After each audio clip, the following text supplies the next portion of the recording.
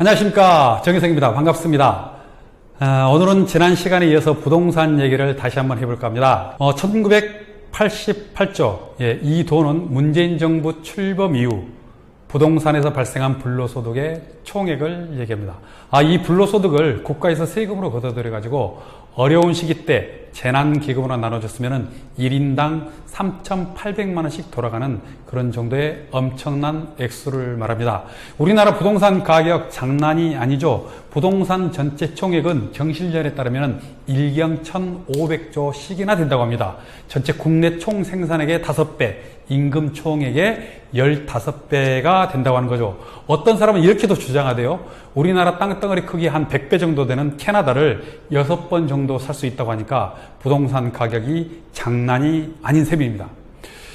노동자가 30년 동안 연봉 기준으로 2,400만원 오를 때 강남의 아파트 값은 10억 이상 올랐다고 하는 것 아니겠습니까? 이러니 노동자들이 임금 받아서 뭔 수로 강남 아파트를 살 수 있단 말입니까? 반면에 재벌들, 잘 나가는 법인 기업들은 땅을 통해서 어마어마한 이득을 취하고 있는 것이 드러났습니다.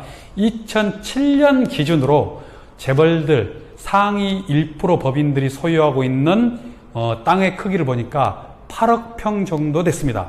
10년이 지난 2017년에 보니까 18억 평으로 늘어났더군요. 18억 평 하니까 어느 정도 되는지 땅의 크기가 짐작이 안 가시는데 서울시의 10배 크기가 18억 평이라고 하니까 어마어마한 땅을 재벌들이 소유하고 있다고 하는 거죠. 공시 가격으로만 해도 980조.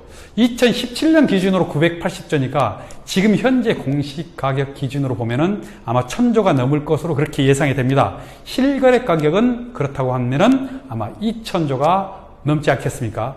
이런 것처럼 개인이든 법인이든 기업이든 돈만 생기면은 아무런 가치도 생산하지 않는 땅을 사는데 다들 정신이었습니다. 땅 사면은 돈이 된다. 이렇게 다들 난리가 아닌 거죠. 이 대열에 끼어들지 못한 개인은 능력 없는 놈 취급받습니다. 이 대열에 끼어들어서 돈을 버는 기업이나 개인은 능력 있는 놈 취급받고 더 나아가서는 부러움의 대상이 되는 거죠. 도대체 누가 이렇게 어처구니 없는 상황을 만들었냐 이것입니다. 제가 생각했을 때는 국가가 나서서 땅 장사를 부추기고 땅을 통해서 돈을 벌려고 부추겼다. 그렇게 생각합니다. 신도시를 만드는 과정을 놓고 본다 하더라도 여실히 이런 거는 드러나는데요. 신도시는 이렇게 건설합니다. 일반 개인의 토지, 농지나 임야를 강제 수용합니다. 아주 헐값에 강제 수용을 해서 택지를 조성하죠. 그렇게 싼 값에 강제 수용을 해서 택지를 조성했으면 당연히 주택공사가 여기에 아파트를 지어서 우리 서민들한테 싼 값으로 분양하는 게 맞을 텐데 그동안 공사는 그렇게 하지 않았습니다. 싼 값에 강제 수용을 해서 택지를 만들고 택지를 만들어서 민간 건설사에 웃돈을 주고 되팔았다는 것 아니겠습니까? 그리고 그렇게 건설사들이 분양받은 땅 위에 아파트를 지어가지고 폭리를 취했습니다. 또 국가법은 폭리를 취하도록 법제도가 마련되어 있죠. 분양가 상한제가 폐기되고 분양 원가를 공개하지 않아도 되고 아파트를 짓지 않아도 분양을 미리 할 수 있도록 선분양 제도가 안착이 되고 부동산 천국이 따로 없는 거죠. 근데 이렇게 하지 않는 집 가지고 땅 가지고 장난을 칠 수 없도록 하는 나라가 있었습니다. 바로 싱가포르인데요. 싱가포르는 어떤 방식으로 했냐면은 주택공사가 직접 나서서 주택을 짓고 민간인에게 분양을 합니다. 단 분양을 할 때 건물만 분양을 합니다. 땅은 국가 소유, 공사 소유인 셈이죠. 그리고 싼 값에 민간인이 분양을 받아서 나중에 비싼 값에 팔 수 있는 것을 예방하기 위해서 팔 때는 반드시 주택공사에 다시 팔아야 한다. 이걸 환매 조건부라고 하는 거죠. 그래서 싱가포르 같은 경우는 토지 임대 환매 조건부라는 방식으로 주택 정책을 펴다 보니까 집 가지고 땅 가지고 장난치는 일이 아예 없다고 하는 것 아니겠습니까? 싱가포르이 이런 상황을 만들기까지 처음서부터 이렇게 된 것이 아니고 지난 30년 동안 초기 과정에서는 주택공사에서 분양하는 주택에서 사는 사람들이 약 6% 정도 됐다가 나중에 한 30년 지난 지금에 이르러서는 한 84% 정도 됐다고 하니까 꽤나 오랜 시간 동안 주택 정책을 유지해서 지금에 이르렀다고 하는 거죠. 주택을 분양하는 과정에서 재정 손실이 올 수도 있는 것 아닙니까? 이럴 때는 국가가 직접 재정을 투입을 해서 국민들이 집 때문에 골치 아픈 일이 없도록 했다고 하는 것입니다. 제가 이제 서울에 있는 청년들하고 얘기할 기회가 있어서 서울에 있는 청년들에게 어떻게 살고 싶냐고 이렇게 물어봤었습니다. 어떻게 살고 싶냐고 물어봤더니 돌아오는 답은 집에서 살고 싶다.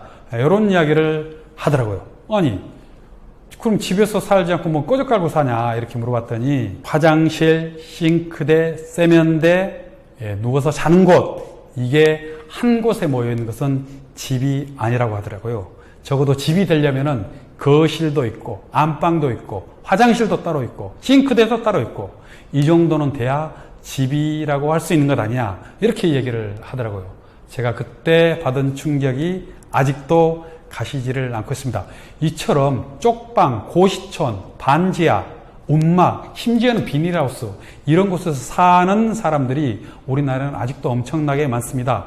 228만 가구나 된다고 하니까 그 인구수만 해도 몇백만이 된다고 하는 것 아니겠습니까? 집이 없으면은 사람답게 살 수가 없습니다. 그래서 이런 말도 있죠. 집은 곧 인권이다. 개인의 인권은 국가가 보호해야 할 의무가 있는 것 아니겠습니까? 근데 그동안 국가는 개인의 인권을 보호하기보다는 집을 통해서 땅을 통해서 돈을 벌려고 조장을 하고 적극적으로 법제도를 만드는데 앞장서 왔습니다. 돈 많은 재벌이 돈을 더 벌 목적으로 우리나라 전체 인구가 마실 수 있는 공기, 이 공기를 다 담을 수 있는 엄청나게 큰 비닐봉지를 만들었습니다. 그리고 난 다음에 모든 공기를 이 비닐봉지에 다 담았다고 하는 것 아닙니까? 그리고 난 다음에 그 다음부터 공기 장사를 했습니다. 숨을 쉬고 살려면 나에게 돈을 주고 공기를 사가라. 이렇게 해서 재벌은 엄청나게 돈을 벌었다고 하는 거고 돈이 없는 사람은 결국은 고통스럽게 죽어갔습니다.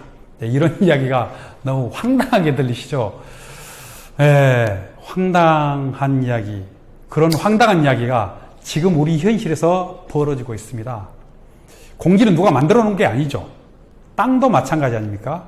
땅도 누가 만든 것이 아닌데 특정 개인이 소유해서 사고팔고 해가지고 엄청난 시세 차익을 벌어들인다고 하는 거죠.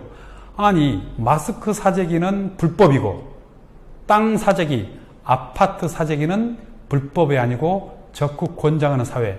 어떤 것이 맞고 어떤 것이 틀립니까? 땅은 공공재입니다. 땅은 아무리 양보한다 하더라도 사용할 수 있고 처분할 수 있는 거라. 사용권과 처분권을 준다 하더라도 수익을 보장받는 수익권을 보장해서는 안 된다고 생각합니다. 예를 들면은 내가 사는 아파트, 내가 사는 주택 주변에 지하철이나 도로나 새로 생기면은 나의 의도와 상관없이 집값이 올라가죠. 이것은 나의 노력과 무관하게 집값이 올라간 거죠. 국가가 계획적으로 만든 지하철 때문에 이득이 발생이 된 거죠. 따라서 이 이득은 국가가 환수를 해서 전체 사회 구성원 모두가 공유해야 된다고 하는 것입니다. 그래서 이 땅을 통해서 이득을 취하는 이런 사회는 결코 건전한 사회가 되지 않는다. 이 주장은 제가 한 것이 아니라 고전 경제학자들, 밀 또 누구더라? 하여튼 영국의 고전학자들이 이렇게 주장을 했다고 하는 것 아니겠습니까? 갈수록 우리나라는 땅의 불평등 구조가 심각해지고 있습니다. 불평등 구조가 심각해지면은 사회가 병이 듭니다. 우리나라 부동산 진입 개수를 보니까 0.8인데 1에 가까울수록 불평등이 심한 거고 0에 가까울수록 불평등이 거의 없다고 봐지는 건데 0.8 정도 되면은 매우 심각한 상황인 거죠. 이렇게 사회가 병들어가고 있을 때 국가는 이 병든 사회를 고치기 위해서 적극적으로 나서야 합니다. 우리나라 역사도 이런 사례가 있었습니다. 해방 이후에 지주가 갖고 있는 땅이 너무나도 많아서 심각한 사회 문제가 됐죠. 그래서 조봉암 당시 농림부 장관이 토지개혁을 전격적으로 실시했다고 하는 것 아니겠습니까? 3정보 이상의 지주의 땅은 국가가 유상으로 몰수를 했습니다. 평균 수확량의 150%를 주고 샀다고 하는 거죠. 그리고 유상으로 분배를 할 때도 150% 평균 수확량의 150%를 5년 분할 상환하도록 이렇게 해서 토지개혁을 실시했다고 하는 겁니다. 이 토지개혁 덕분에 우리나라 경제 발전이 상당히 됐다고 하는 건데 가까운 이웃나라인 일본과 대만도 토지개혁을 진행해서 지금의 경제 발전을 일으켰다고 하는 겁니다. 이처럼 토지 문제를 해결하는 것은 토지 불평등을 해결하는 것은 개인의 인권 문제, 개인의 삶의 질을 높이는 것을 넘어서서 경제 발전에도 매우 보탬이 된다 하는 것을 알 수가 있었습니다. 자, 이제 마지막으로 정리를 해 보면은 주택 공급 정책은 토지 임대 환매 조건부로 하면 된다. 건물을 지어서 나라가 개인에게 건물만 판다. 그리고 다시 그 개인이 다른 사람에게 팔 때는 다시 되팔 때는 공사에게만 팔 수 있도록 한다. 이렇게 하면 공급 정책은 확실화될 수 있겠습니다. 그리고 이제 지금 아무리 어떤 다양한 세금 정책을 내놓는다 하더라도 땅을 통해서 시세 차익을 얻을 수 있는 그런 기대 심리가 있다고 한다면은 부동산을 더 많이 보유할 수밖에 없는 이런 상황 아니겠습니까? 땅이나 건물을 많이 소유하고 있는 이유는 시세 차익에 대한 기대 심리 때문입니다. 땅이나 건물을 많이 소유하고 있는 게 땅을 사랑해서도 아니고 땅이 좋아서 그런 건 아니겠죠. 그래서 이 시세 차익의 기대 심리를 원천적으로 차단하면 됩니다. 그래서 땅을 통해서 얻는 소득, 이거를 전체 다 걷어들인 것. 다시 말하면 불로소득을 국가가 전체 다 걷어들이는 방식. 땅을 살 때 들었던 비용, 여기에 이자 비용만 제외하고 나머지는 국가가 세금으로 다 걷어들이는 방식으로 하면은 되지 않겠냐, 저는 이렇게 봐집니다.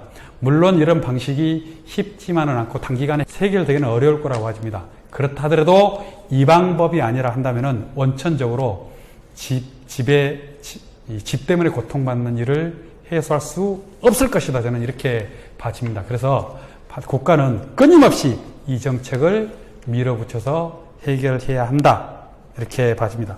절대로 포기하지 맙시다.